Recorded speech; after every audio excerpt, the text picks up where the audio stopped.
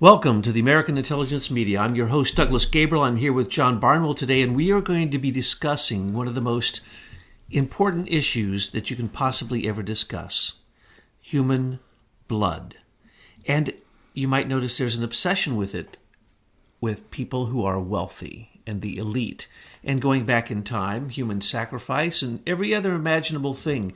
You can't put a bigger emphasis on anything in the human body except the human heart, which is the center of that blood circulation, than to say that blood carries a very special connotation and that many people, including vampires, would like to get a hold of blood, your blood. The pharmaceutical companies would like to put things in your blood. And when it comes down to it, we have given out intelligence reports and articles showing that perception itself, the way you see the world, is written on your blood. And so there is no bigger topic. I've been studying it extensively for the last year or so, but I'm thrilled to have John Barnwell here, who started a conversation with Leo Zagami the other day about blood, bloodletting, the whole traditions of blood, and the focus and importance of blood. But I'd like for him to finish that conversation and tell us what he can, because I'm out there researching the blood. John, what can you tell us about the blood and the heart also? Because you are an expert who helped prove that the heart is not a pump. We can get into that also. But what can you tell us about blood, continuing on in that vein that you had started with Leo Zagami the other day? Well, hi, Douglas. I think the first thing that we have to address is that what is a human being is at the center of what we're trying to discuss here. And when you enter into understanding the singular nature of the blood, like it says in part 4 of Goethe's Faust, Mephistopheles says, blood is a very singular fluid. And so what does that mean?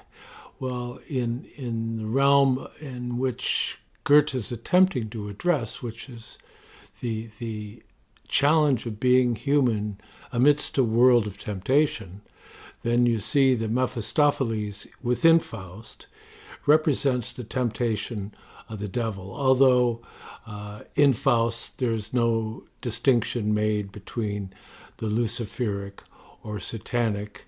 They're kind of thrown in together, as it were, as Mephistopheles, the way many people deal with the issue, but that there's a very distinct separation between the Luciferic spirits that refer to the aberrations of the past, in essence, and the Ahrimanic or Satanic spirits, which tie more directly into the aberrations of the future and the future challenges of science and technology.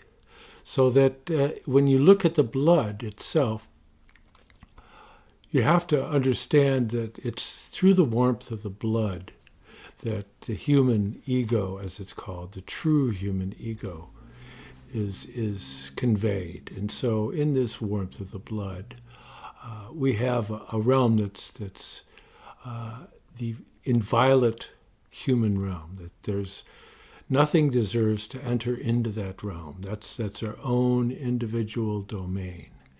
And no one should have sovereignty over that. And so that ties into the vaccination narrative. And you can also bring it up into the realm of what is being dealt with in Faust, is that whole idea of this kind of a blood signing your life away in blood, like is in so many legends and so forth, that when you make a pact with the devil, he wants you to sign in blood. So you're giving something that doesn't belong inside of you entry into the most sacred domain of a human being, which is that individual ego nature in the blood. And when I opened this, I mentioned a lot of the negative aspects of the blood, but really, how about the positive aspects of the blood? The Holy Grail, it is basically, in final analysis, not the vessel itself that's important, it's the content of the vessel. And oftentimes that is seen to be the blood of Jesus Christ or some kind of special Holy Spirit type effulgence that comes out of this grail, or all kinds of different descriptions. And as we know, the grail is probably the human heart. And so when we talk about blood and the grail, we can also literally quite specifically get into the blood relics of Jesus Christ, which is a topic that I could go on extensively about. But let's just say that the Holy Grail itself is a representation. What do they call it in Islam? The green kutab, I believe. And so this is a place where life comes to birth. And without oxygen firing the blood, as you mentioned, the warmth in the blood, without oxygen firing that blood, and without respiration firing the blood, without that warmth, we would have no existence whatsoever.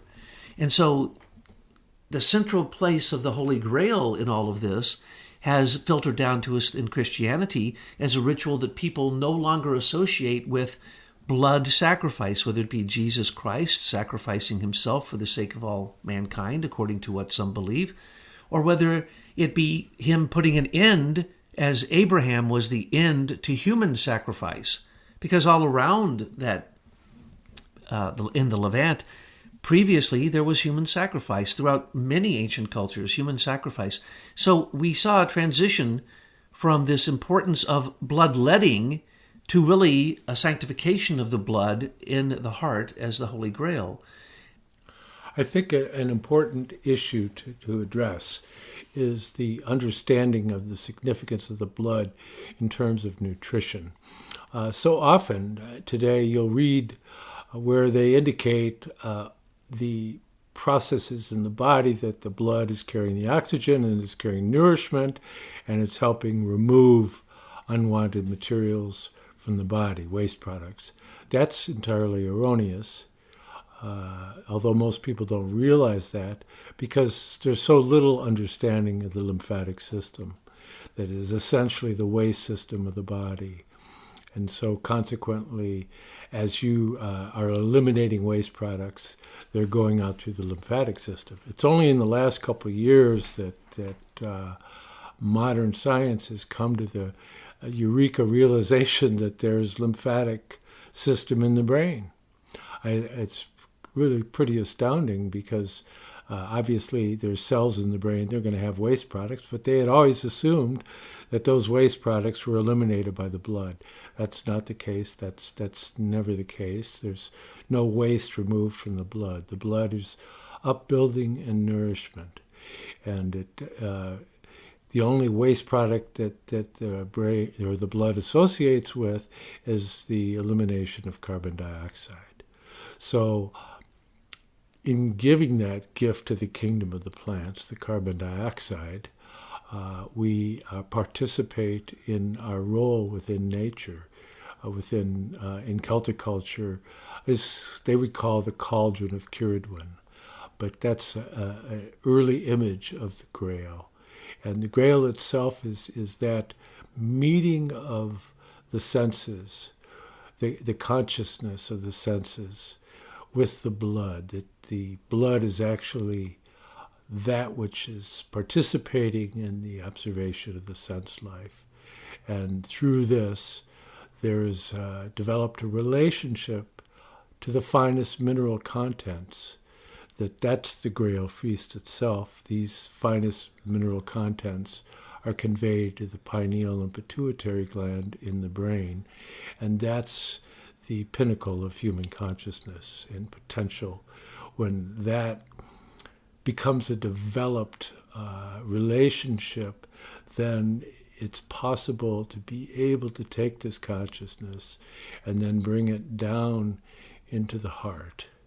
And that's where the Christ consciousness arises, is through the heart. It's where the individual human being begins their journey to become sort of a human son, a being of a spirit of freedom and love.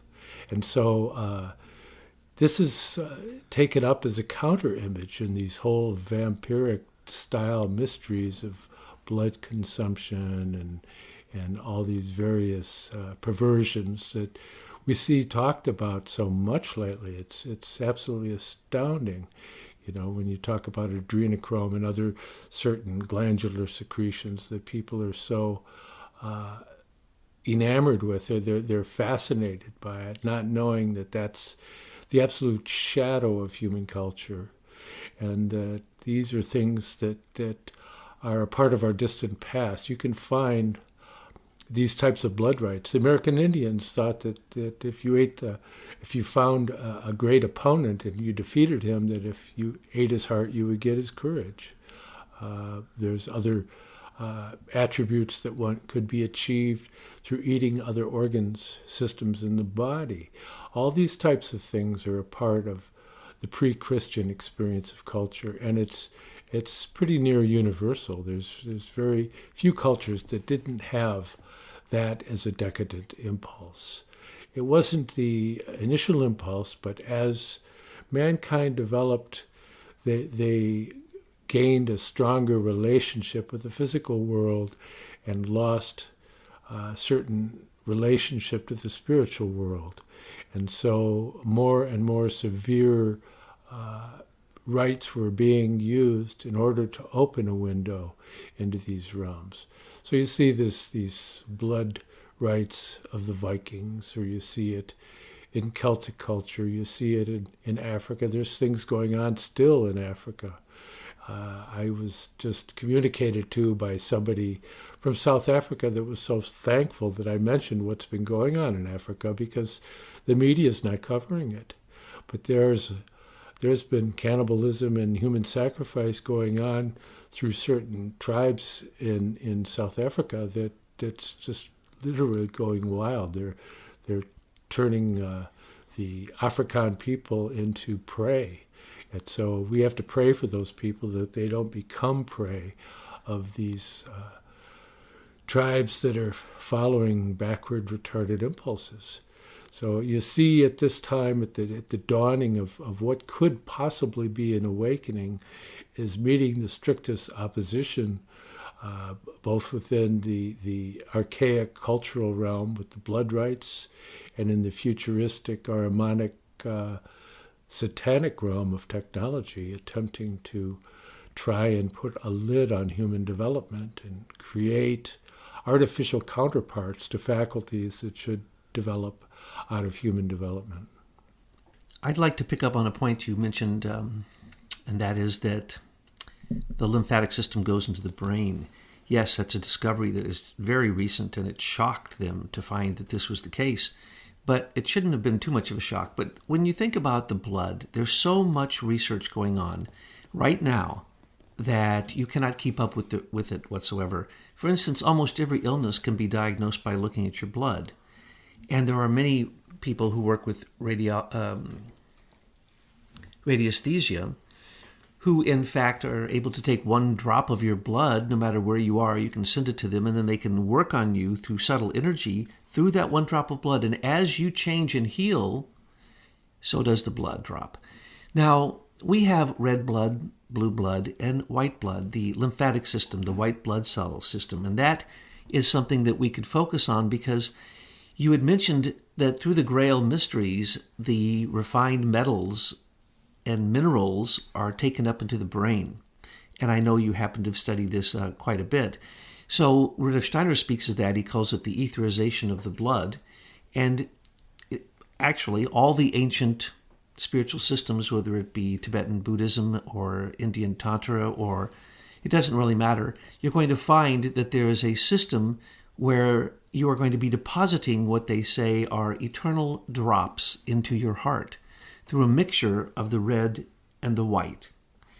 And it turns into pink when you have transformed it. And you can put these eternal drops in your heart.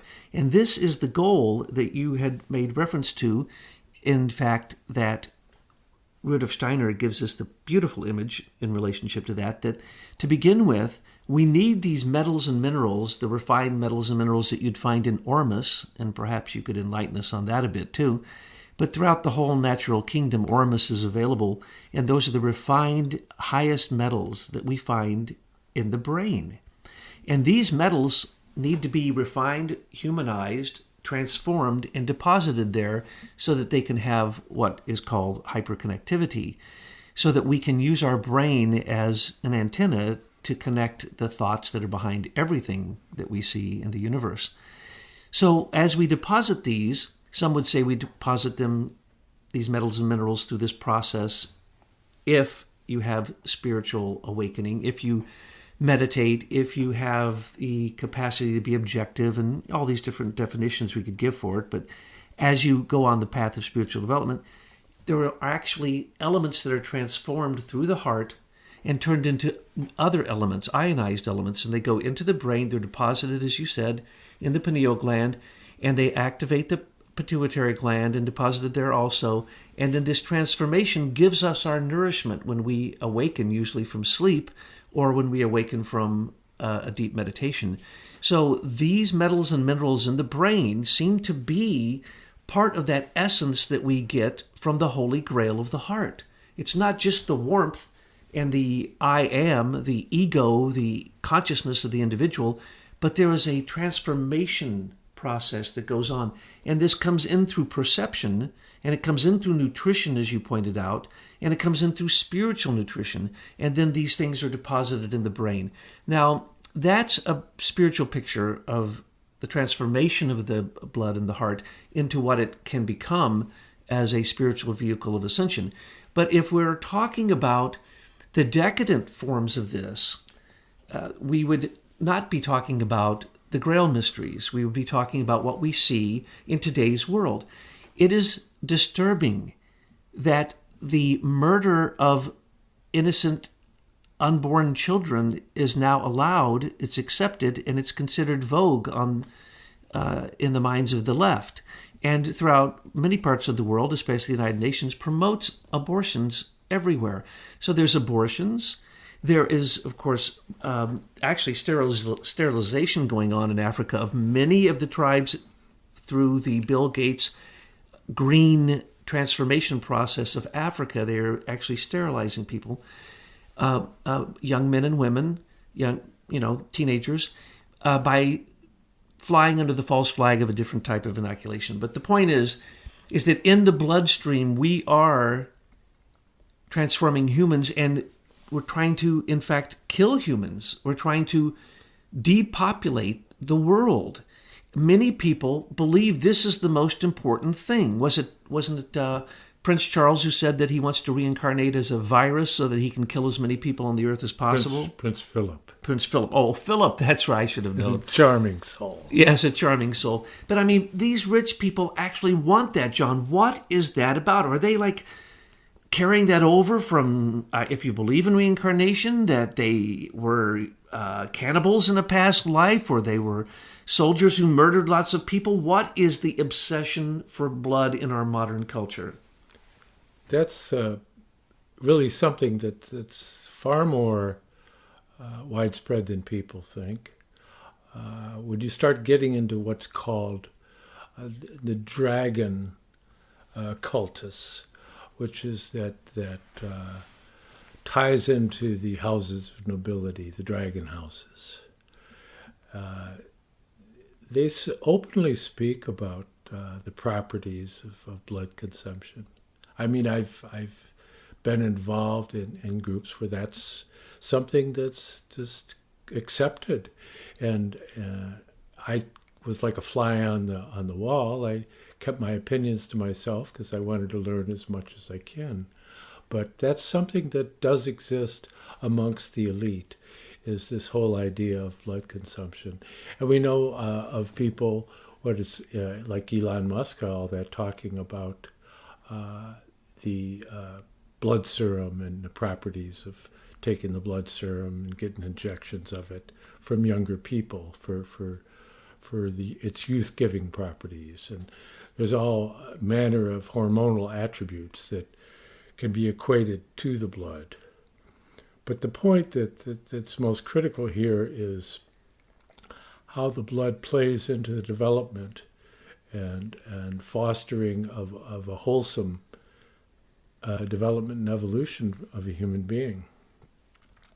And this is an element that escapes most people, but nonetheless, it's at the center of the Christian mystery, because at the Last Supper, Christ Jesus said to do this in memory of me, so that whenever anyone consumes their meals, if they can sanctify it, do it consciously, it can be something that can be a part of this redemptive process, rather than just unconsciously stuffing oneself.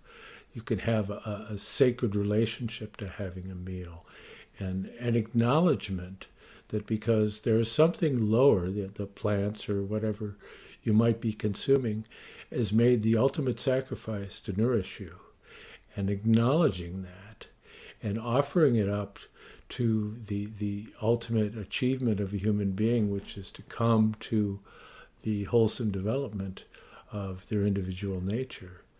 And so that's represented in this sacrifice of the blood and flesh or the wine and bread in the sacrament of the Eucharist, that has an actual transformative effect that I've seen myself and experienced myself as healing, and also watching the effect that can have on others. The story I frequently tell is going to the Christian community and seeing a busload of mentally handicapped children show up and sit in the back of the church, and they're all twitching and waving their arms around, and they can't sit still for a minute until the service gets to the point of the Eucharist, where the consecration of the human takes place. And when that event takes place within the service, they all become still and stare reverently at the bread and wine. So true. I've seen that myself along with you, and we've seen that those type of services bring incredible comfort and nourishment to people, literally spiritual nourishment. And that is exactly what the body and the blood is. The bread and the wine is an image that we could take from the Greeks, would help us elucidate what the body and blood really are. The body and blood of Jesus transforming bread and wine into this spiritual food, this spiritual nourishment. The Greeks believed, and you can correct me on this, Ichor. How do you pronounce that? Ichor or Ichor? Ichor. Ichor.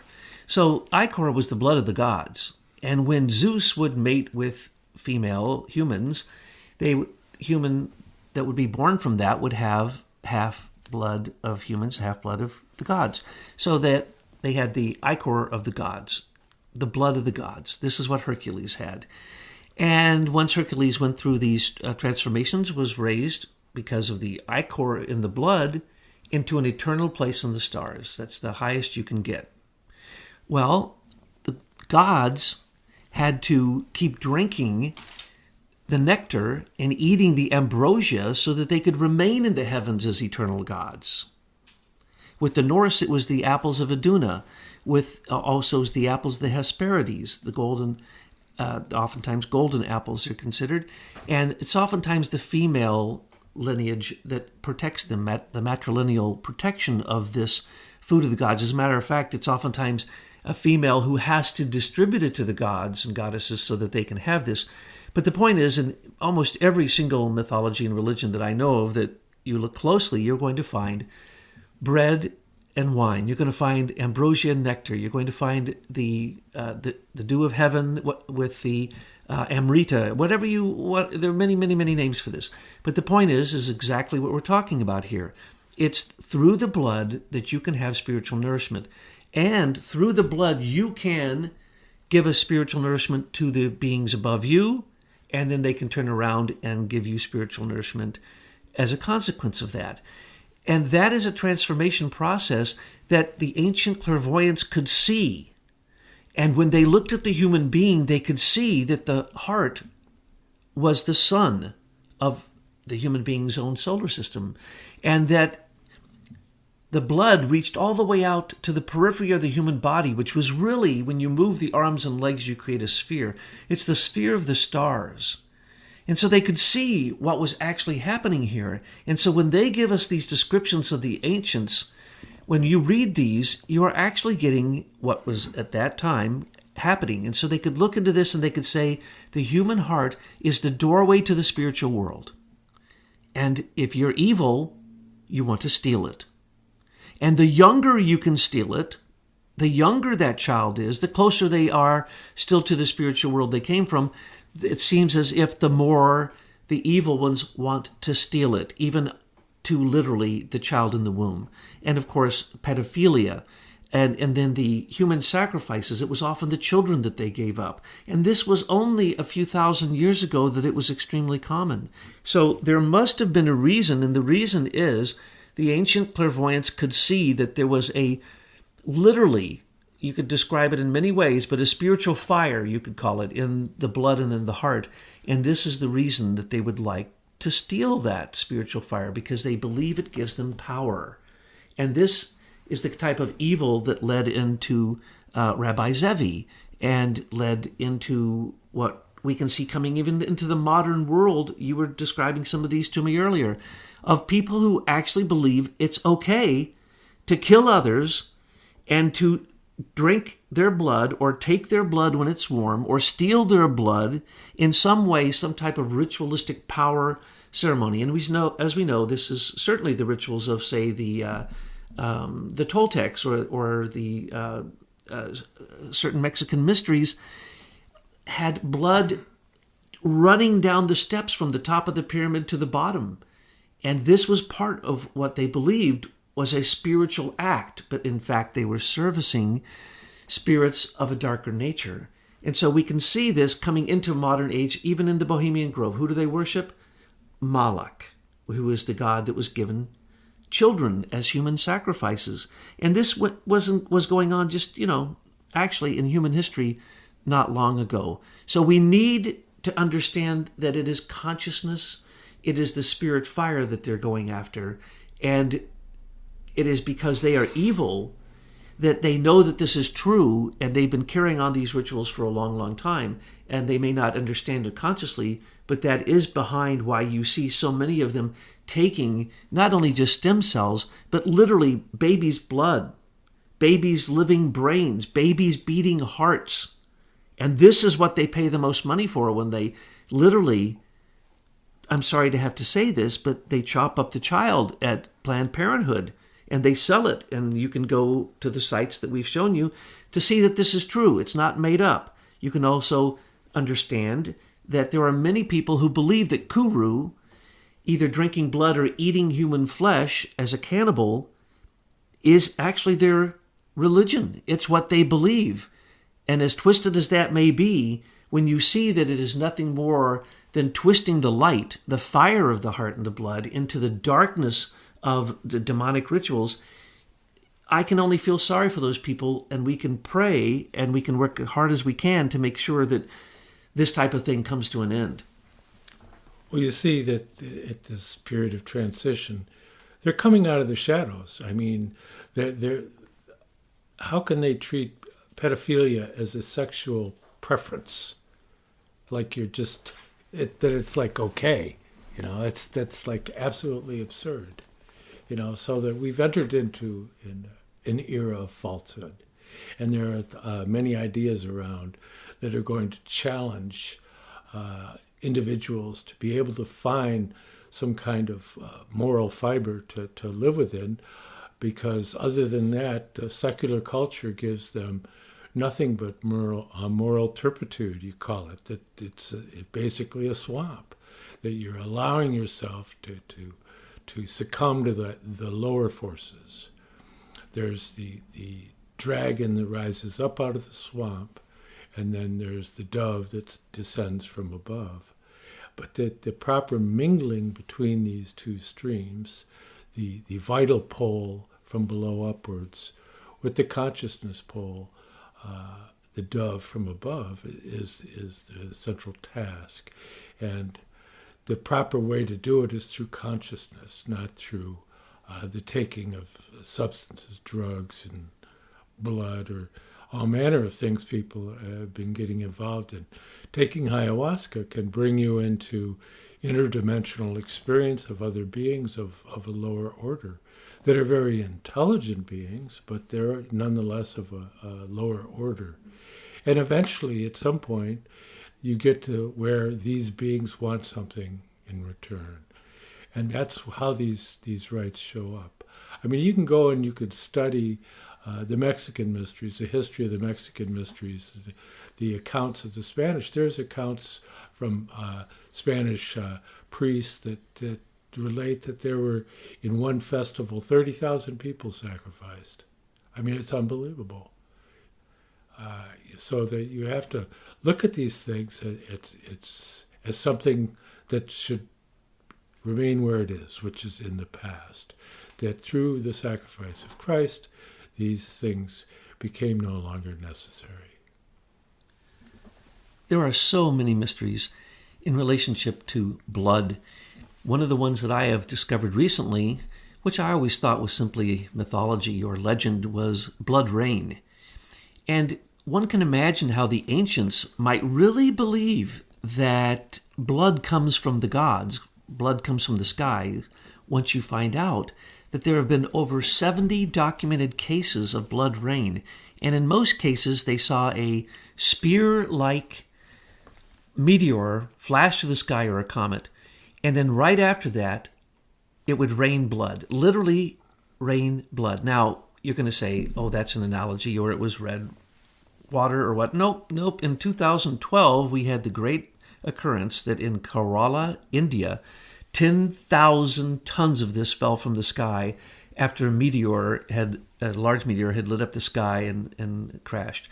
So they tested it. And what did they find out? It's got hemoglobin in it. It's almost the same exact substance as human blood. And so they said, well, this can't be. It must have been in the atmosphere, or is it possible that blood is such a special spiritual substance that it came to Earth through a celestial cosmic event? This is sheer speculation, of course, but the point is that if the ancients looked up and they saw a fiery spear falling from the sky, and then it rained blood, and sometimes the blood would burn their skin and ruin everything that it fell on. Other times it didn't. But this was quite common, and they would see it as a tremendous celestial sign. So you have a spear, a fiery spear, and then blood comes after it. And then they would catch some of this because they actually used it for medicinal purposes, unless it was the poisonous version, and it was clearly one or the other, which they would use, of course, for ill purposes, evil. Well, this is the exact image that we have in the procession of the Holy Grail. You have a spear that is a bright light is coming off of it, enters into the room, a chalice enters into the room with a bright light coming off of it, and above it is a spear which is dripping blood from the tip. So is the image of the procession of the Holy Grail a message that there were cosmic events that the ancients were trying to tell us about? Or shall we take it a step further and say that literally that blood is the blood of the ichor blood spoken of by the Greeks, and it came from the sky? And isn't it interesting that Zeus threw thunderbolts and Odin had a spear that couldn't miss? And you have these images that arise again and again, and then you have Longinus at the side of Christ, piercing the side of Christ so that the blood can enter into the earth and be caught by Joseph of Arimathea in the Grail. So my point here is, whether you want to use the Catholic ritual, the Christian ritual of the Holy Eucharist, or whether you want to follow the Holy Grail, or whether you want to believe in blood rain as an actual real source of a religious mythological image, whether you want to believe that we're all partially divine and we have ichor in our blood, or that it's the blood of Christ that has transformed your blood, many ways to look at this. But remember that your blood is sacred, and you should make sure that no one puts anything in it that you don't know what it is. And this is a battlefield for the spirit at this point. What you put in your body for nutrition and what you put into your bloodstream, whether it be drugs or injections, these are the things that can determine whether or not you're going to spiritually advance and whether or not you're going to deposit those minerals that John talked about in the pineal gland that had everything to do with ascension and higher consciousness. So the blood is, in fact, a mysterious thing to study. It is a mystery unto itself. I actually give it the name, the mysteries of blood, or the blood mysteries. And matter of fact, I just wrote a book on it, but it also included the feminine nature in relationship to the Grail and the blood relics of Jesus Christ, and the way that the Spanish queens and the French queens protected those blood relics of Jesus of Nazareth. And it was always the women that protected those blood relics because they understood the blood mysteries of menstruation, of the moon, of birth. And with those mysteries of blood, they were able to basically keep this wisdom alive until today. We have wise women, midwives, who have life and death in their hands, and it is all a manifestation of the mysteries of the blood.